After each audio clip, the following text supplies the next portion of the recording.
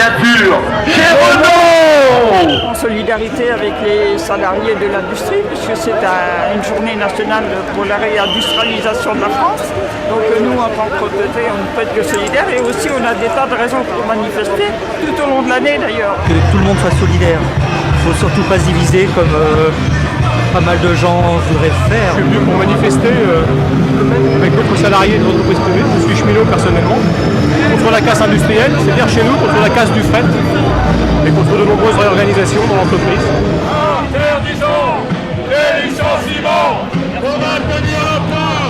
Interdisons les licenciements pour maintenir l'emploi. Interdiction des licenciements pour maintenir l'emploi.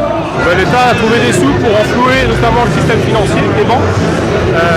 Il doit aussi trouver des sous pour réindustrialiser le pays. C'est les licenciements boursiers en fait, parce qu'il y a des entreprises qui font des bénéfices et qui n'hésitent pas à virer leur personnel. Ils disent, soi-disant, il n'y a plus d'argent, il faut baisser les salaires, plus d'augmentation, et quand on voit dès qu'ils partent, dès qu'ils quittent une entreprise, ils se mettent un gros parachute dans la poche, quoi. On peut mettre en place un système législatif qui fasse en sorte que les entreprises qui font des bénéfices soient dans une situation de ne pas pouvoir licencier les personnels comme ils le font aujourd'hui. C'est faisable. Ce ne sont pas les actionnaires qui sont mis en avant, mais le côté, plutôt l'individu, le salarié, quoi.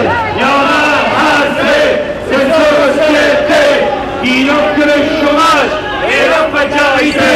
Il y en a assez, cette société qui en offre une actionnaire et répand la misère.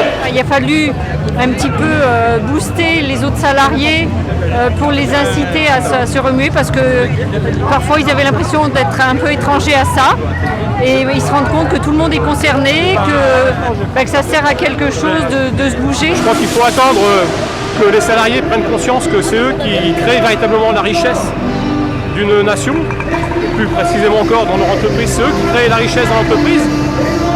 Et donc maintenant il faut que le plus grand nombre en prenne conscience, afin qu'on soit demain encore plus nombreux dans la rue et qu'enfin il y ait des décisions qui soient prises davantage en faveur des salariés. Ils ferment les usines pour se faire du pognon, licenciant les patrons.